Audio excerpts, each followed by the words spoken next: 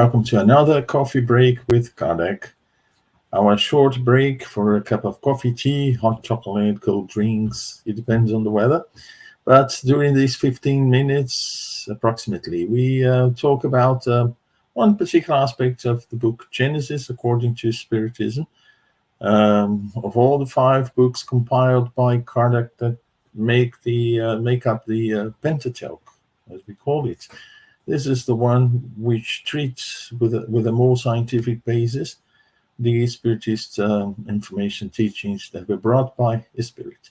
And today we will be talking about a subject which is very important, which is obsession and possession. We won't talk about situations, spiritual situations of the individual cases, to talk about obsession and to talk about possession, but we'll look from a fluidic aspect and from the aspect of the perispirit, which are involved in any process from simple obsession to possession. There's always the interaction between fluids, between perispirits, those who are obsessed and those who are obsessing. So we will look from this point of view, because it is a very vast and very complicated subject to be talked very briefly and cover all the important aspects. So we'll see what happens in fluidic terms and the participation of the perispirit in this process, which is actually through the perispirit and perispiritual interaction that all this process may occur. So we know that spirits are everywhere, as Kardec puts it. Spirits, they swarm all around the earth. And evil spirits swarm all around the earth because of our moral backwardness, the moral backwardness of the spirits on earth. It is a situation, it's a planet of trial and tribulation. So mostly we are spirits of a 3rd level in terms of development. So it's natural that we have all these spirits around. I mean, in the spirit world, we find, more or less the same level of spiritual development that we find here on the physical side, because we are all constantly renewing both sides. Some of us go back, and some of those in the spirit world come to the physical world in a constant renewal. So it's natural that the spirits that are there are not highly evolved when compared to those who are here. Basically, it's the same community exchanging, spending time in erraticity in the spiritual world and in the physical body for the moral improvement. But all the effort that we make, especially within Spiritism, is actually to help to give the tools for each one of us to improve ourselves and push ourselves forward in terms of moral spiritual development. Well, the malevolent action of these spirits, they are part of our daily life. It's interesting to see, because we have our perispirits and we are constantly interacting through fluids. We know that thoughts immediately are enveloped in fluids. I mentioned before that fluids per se, they are not neither good nor evil. Good and evil are properties that we put in the fluids, we imprint when we manipulate through our thoughts. So good thoughts that come out from us, from our essence, our spiritual essence, we will immediately transform, manipulate the fluids into healthy, good, elevated fluids. And the opposite is also true. So we are constantly sending out and receiving fluids. When we say that we exchange vibrations, we tune in at a certain level of vibration.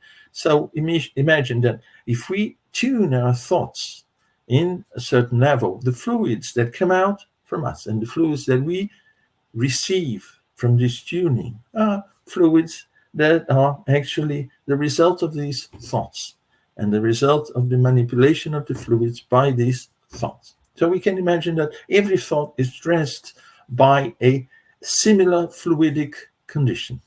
That's why we have good and have evil fluids as such. Well, when we are, since we are surrounded by spirits, and we have a certain range of frequency that we vibrate, so we may tune in with spirits who are not that elevated, and we also may tune in with spirits that are elevated. We don't have a certain established frequency and full stop. No, we vary within a range that is natural for our level of moral development. Having said that, we can imagine that sometimes when people are afraid, when we talk about obsession, those who understand a little about obsession, they're really afraid of perceiving negative fluids in a certain environment, because they say, oh, there are backward spirits here and I'm perceiving negative fluids, so I'm getting obsessed by them. No, obsession is not that. We can perceive, we can receive, and through our perispirit perceive the negative aspects of fluids through our perispirit, but we don't necessarily are subject to a constant interaction with this fluid. I wouldn't say bombardment, because we are constantly bombarded by all sorts of fluids. It's up to us to decide which one we are going to tune in and exchange these, make this exchange of fluids. So it's not the fact that an environment, and we perceive that that environment is full of unhappy, backward spirits, that we are subject to obsession. Or sometimes we are under a certain influence. In a moment where we bring our frequency range to the lowest levels for so many reasons. We got upset because we were driving, and all of a sudden someone just crossed in front of us, forcing us to brake very hard to avoid crash, and we get upset with that, and some people even swear or something like that. So we naturally lower our frequency, and immediately we receive what is around in terms of that frequency. But we have the means, especially those of us who already know some aspects of this process. We can just stop and elevate our thoughts and realize that, we have to bring my frequencies up again. And whenever that happens, don't put yourself down, because it's natural. We'll fall many times, but it's important to realize as quickly as possible, and then make the effort to put ourselves back upwards. We know that prayer is a very important instrument. It's not just a religion's manifestation of our soul. No. This is when we make the effort to elevate our frequency in tune with the sources of more elevated fluids. And through this connection, we receive not only good fluids, but also a positive influence. That's how we could shield ourselves. When we make this effort every day, we learn how to do it naturally. We naturally protect ourselves. Not that we won't fall again due to something that happens, and under the influence of negative pressure that exists everywhere and all the time. But it's important just to stand up immediately. If we fall, stand up immediately. Just take away whatever has glued, stuck to you, and just move forward. That's our mental reaction to all these situations. Just stand up. I'm okay. I'm fine. Immediately start to tune in with a higher level.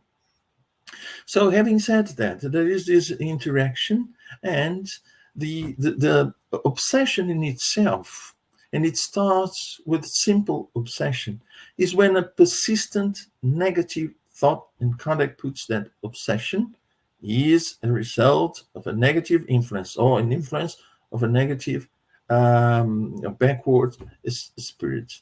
So it starts with this persistent influence. It's not just, I've been influenced at that moment. Or no, it is a persistent influence, and has also another element. Obsession that starts with a simple obsession and develops into a full obsession, and there are gradations in between. This is the result of the interaction, and this happens at the perispirit level, perispiritual level. And of course, there is an exchange of fluids, because the perispirit is constantly sending out and receiving. That's how the perispirit perceives the spiritual environment. And this happens at a spiritual environment, at a spiritual level. Remember that we are spirit in a physical body. So our spiritual attributes, they are there. All these phenomena that take place on a spiritual level, they take place being us in a physical body or in the spiritual world. So when there is this exchange, this persistent exchange by one spirit or group of spirits, this characterizes in its initial stages a simple obsession. And we ourselves, by our own means, we can get rid of this process if we start to put ourselves at different level. But more important than mentally elevating our thoughts is acting according to elevated thoughts. So when we say it's important to be charitable, it's important to love others as we love ourselves, to love God above all things, all that Jesus taught us is not just for us to contemplate and say, oh, how beautiful it is. Oh, it's marvelous or wonderful. I know the gospel by heart, It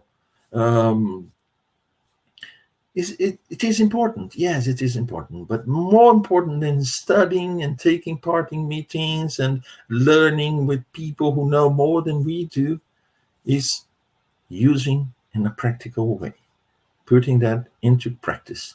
When we do that, when we put that into practice, then we naturally vibrate at a certain frequency, because our thoughts, our expression is more elevated. And there is, in obsession, most of the cases are related to previous situations. We can't say that we are obsessed by a totally unknown by us, a spirit that is completely unknown to us, who we've never met before. Perhaps when it's a case of a group, some of them may not be known to us, but the one that is creating the situation has got something with us.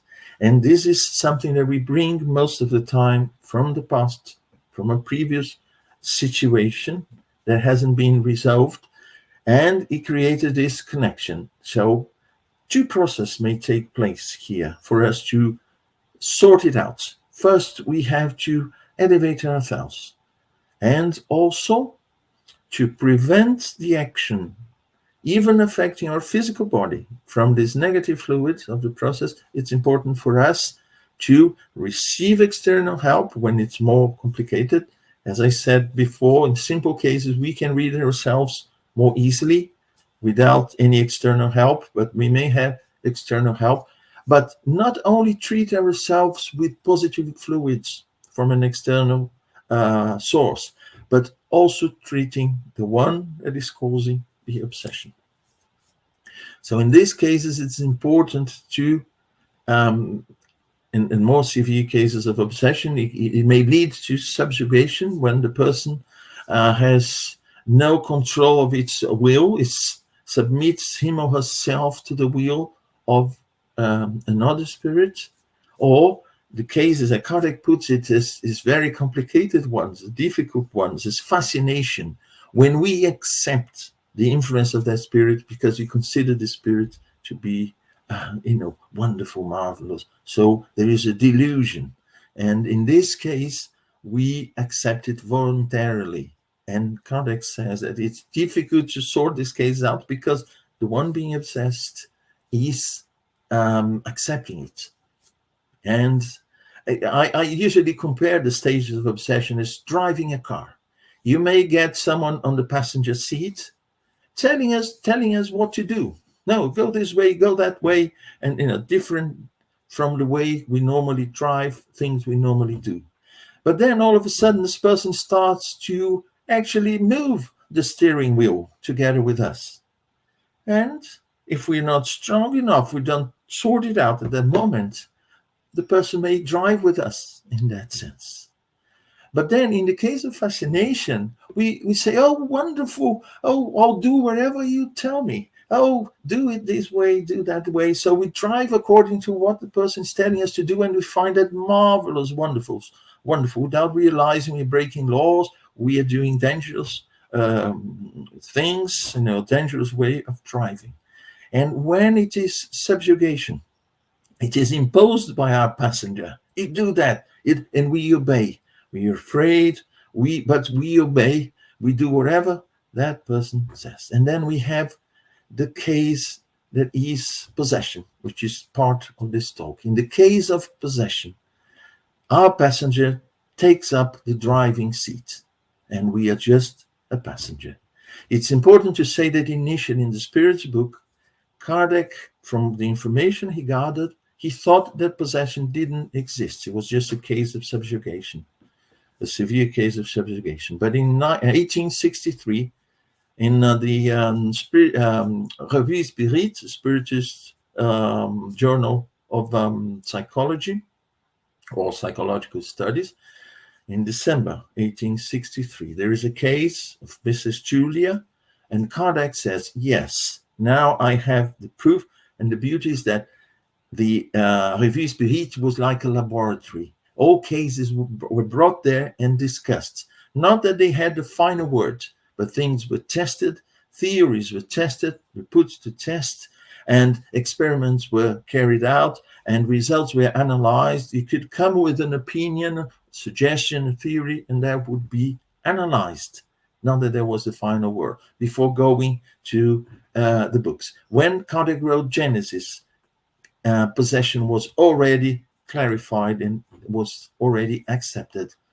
But he leaves some doubts in the Spirit's book, which was before 1863. The Spirit's book was in 1857. So we see that there is possession. But it's important to say that in the case of possession, the Spirit takes up the body, not fully. It's in a figurative way, but takes control of the body. Well, but mediumship isn't like that sometimes. I wouldn't say that no. It's usually an interaction of thoughts, a fluidic envelopment of the medium, and the interaction on a thought level.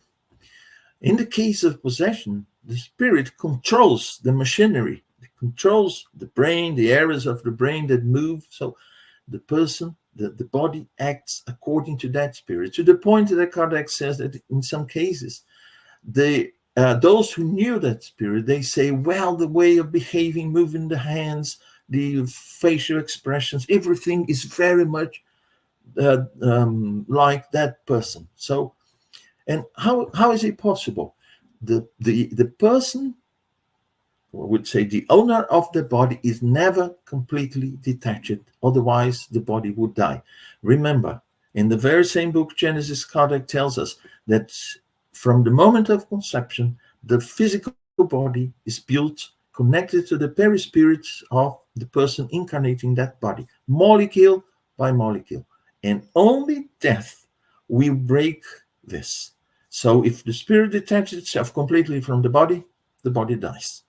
So in this case, the Spirit takes up control, sits on the driver's seat and drives the car for us, with us on the passenger seat, and does all sorts of things. But Kardec says this is temporary, it's never permanent, because this situation may happen. And just for us to finish us, because coffee's, we run out of coffee and it's time for us to finish our break. But before we go, I just want to mention that good spirits can use the same process. We wouldn't call it possession, but good spirits sometimes to create a very, I would say, very distinct situation to call the attention. Good spirits can also use this process of possession, of course, with the person leaving room, and of course in agreement with that spirit, giving temporarily the body for that spirit to give the communication, something that is completely different when this process is a possession carried out by an evil spirit. Well, I tried to summarize in 20 minutes now. I've gone over the time and apologize for that, but it's a very interesting subject. And what I tried to do was just to present very briefly in this few minutes that we have the process when we look from the perispirit and the fluidic aspects. That's what I had for today. Thank you so much. See you in another coffee break with Kardec.